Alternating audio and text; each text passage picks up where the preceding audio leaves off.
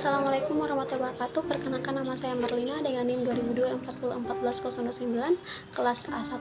Pada video kali ini saya akan menjelaskan mengenai penjelasan algoritma LL1 dan LR0 parsing.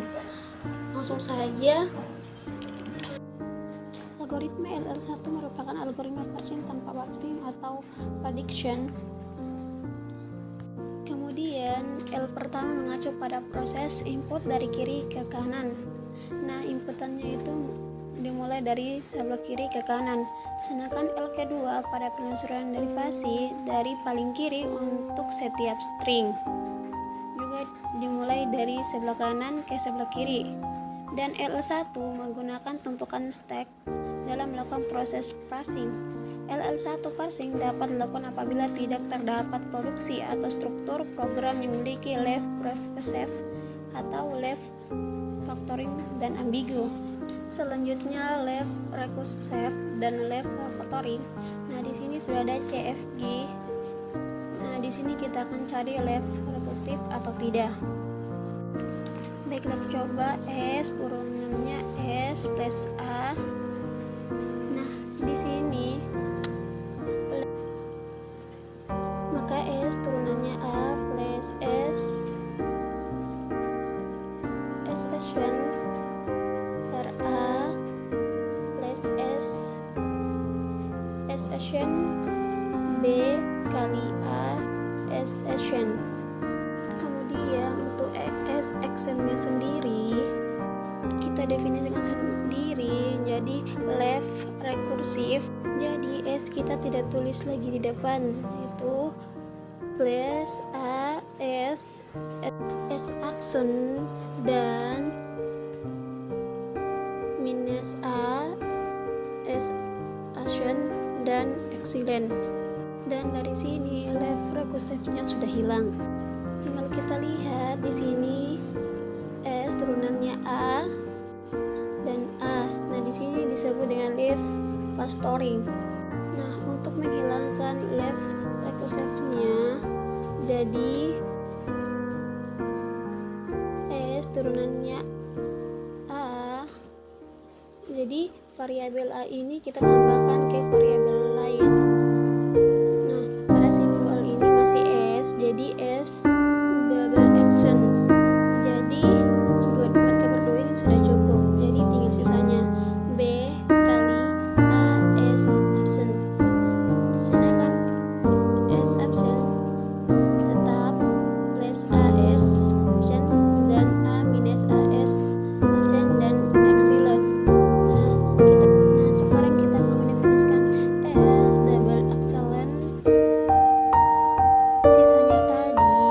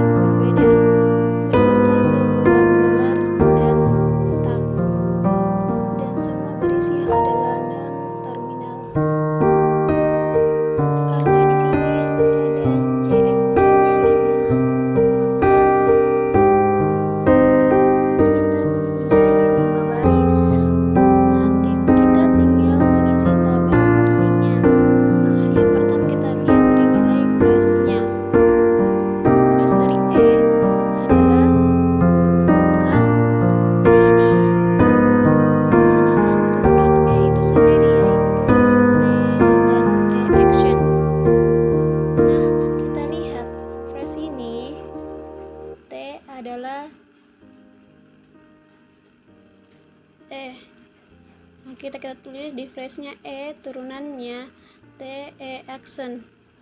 Begitupun di ID karena phrase-nya E turunannya TE action. Dan kemudian untuk E action-nya phrase-nya less dan excellent. Tapi di sini excellent-nya kita tidak tulisin, jadi less-nya saja. Terus E absent maka plus TE absent. Dan untuk si T-nya phrase-nya kurung buka dan ID, di mana F untuk phrase kurunan buka ID adalah T turunannya F T absent, dan ID T maka F T action. Nah, selanjutnya sama juga dengan T action, kita punya kali dan penghubungan kali, maka T action maka bintang F T action. Untuk si F nya sama, kita punya dua, yaitu kurung buka dan ID.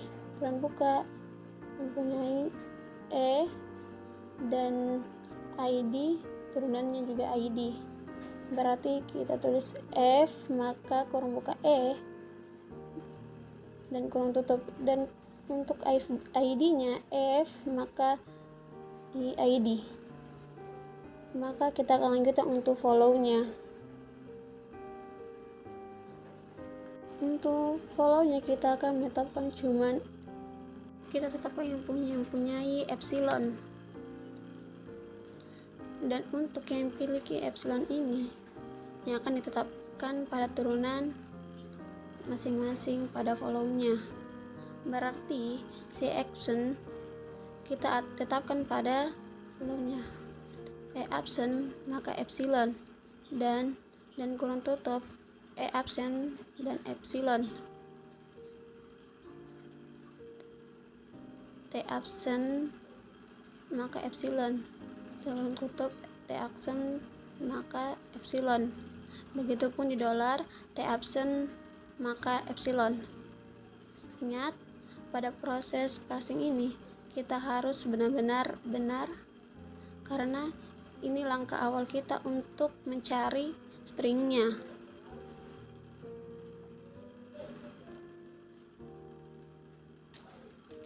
Jadi di sini ada first, follow, dan mencari nilai-nilai tabel dalam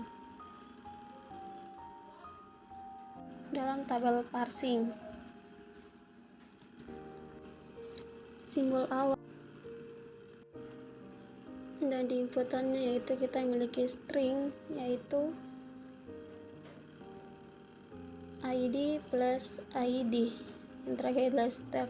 Kemudian untuk tabel actionnya ini kita lihat dari tabel parsingnya. Nah, lihatnya bagaimana? Kita lihat dari paling kanan, itu adalah E dan ID. Kita lihat E saat bertemu ID, maka kita punya ID E maka TE action, maka kita turunkan T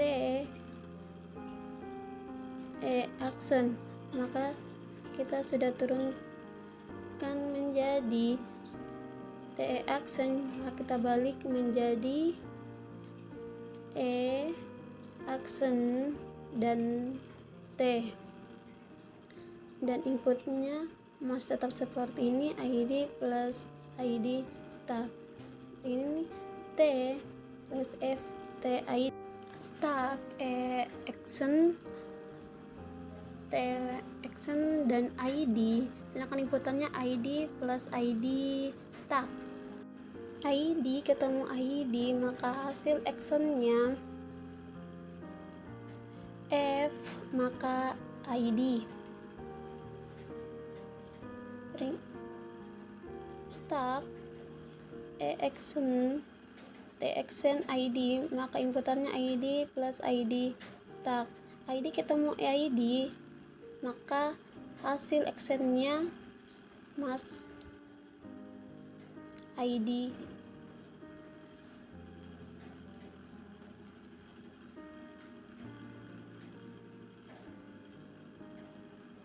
Stack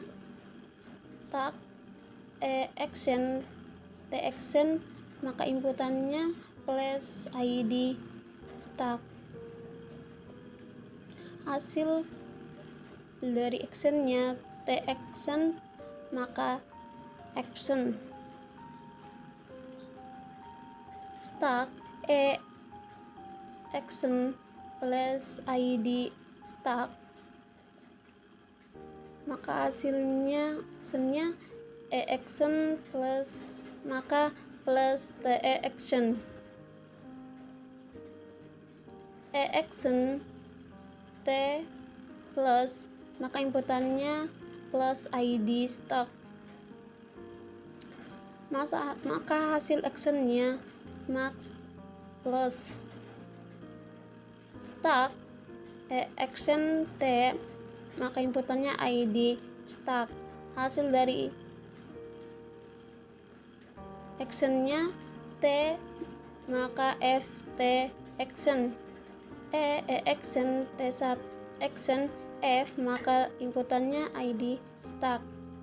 Hasil dari actionnya F, maka ID stock.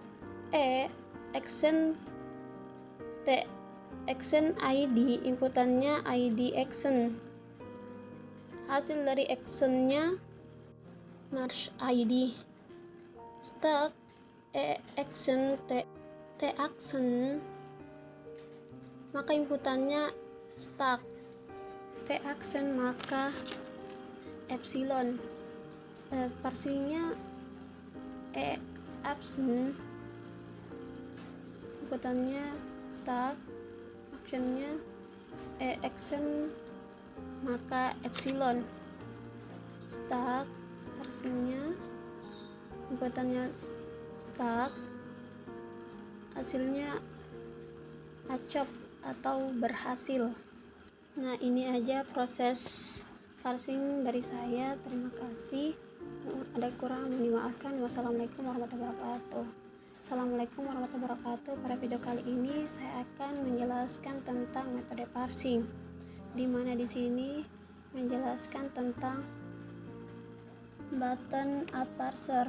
Di sini kita lihat LR parser terdiri dari 4. Yang pertama yaitu LR0, yang kedua SLR1, yang ketiga LALRS1, log akhir LR, yang empat CLR1 atau canonical RR. Kita tutup dengan first dan follow. Nah, dengan first dan follow ini kita akan menurunkan tabel parsing dari LL1.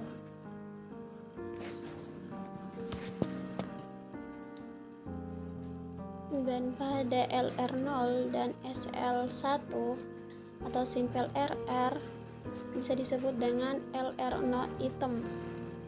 Dan untuk LALR1 dan CLR1 kita butuh LR1 item. Dan di sini untuk item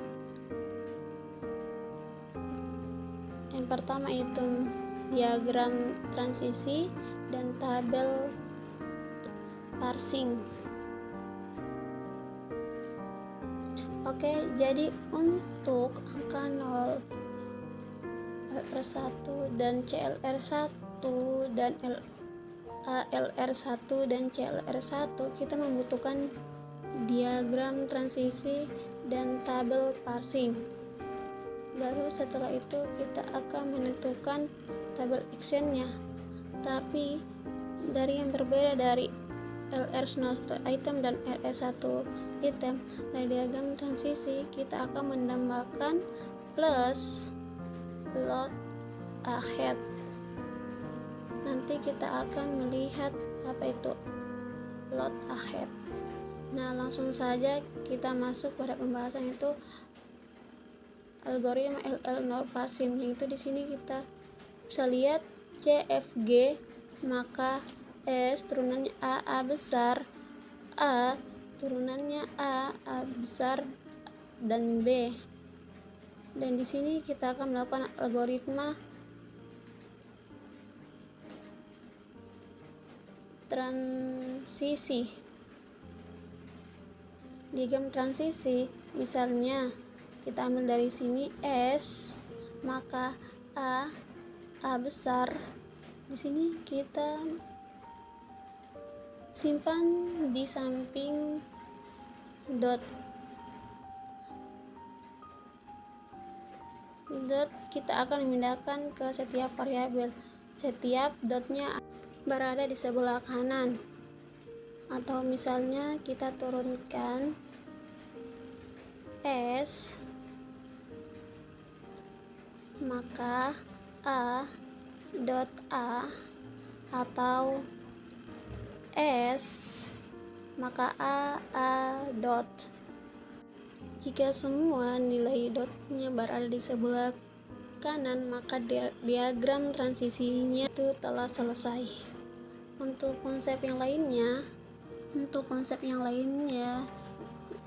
nilai setelah dotnya itu terminal, kita akan stop atau tidak melakukan apa-apa.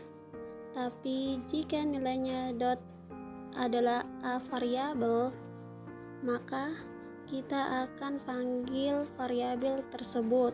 Seperti ini contohnya, atau ini. Atau kita panggil si variabel A, maka A kecil dan A besar dan B kecil, dan kita berikan dot di awal. Di sini jika kita melakukan pemanggilan, maka kita akan membagikan dot di bagian sebelah kiri. Oke, kita langsung praktekkan saja. Di sini kita akan melakukan panggilan S, maka A besar. Tapi di sini kita tidak ada memanggil S. Kita akan membuat variabel lain. Dan variabel kita memanggilnya dengan variabel S absent. Maka S dan dot ada di sebelah kirinya. Karena kita di sini tidak akan memanggil simbol awalnya. Kita lihat di samping sebelah kanan dot itu adalah S. Kita akan panggil si S-nya. Dan S ini maka A, dan baru kita panggil dotnya di sebelah kiri. Dan kita lihat sebelah kiri dot ini ada variabel. Berarti kita panggil lagi variabel A, maka A kecil, A besar, dan B. Dan kita panggil dot di sebelah kiri masing-masing variabelnya.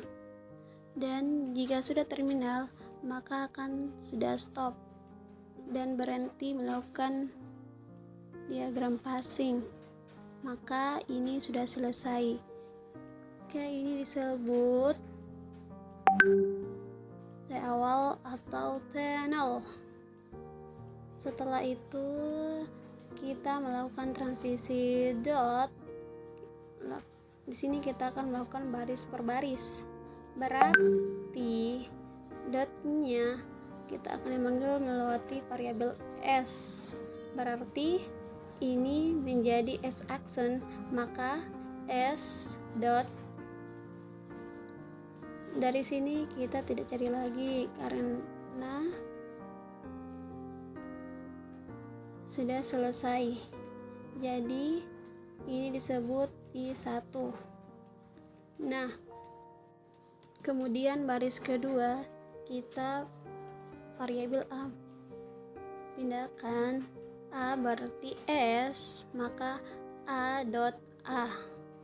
Kita lihat lagi setelah dot ini A besar, Jadi kita akan panggil variabel A besar, dan B. Dan jangan lupa kita tambahkan dot sebelah kirinya. Dan dari sini sudah tidak ada lagi yang kita panggil. Ini sudah selesai, dan ini menjadi I2. Cara ini dilakukan sampai mendapatkan I6.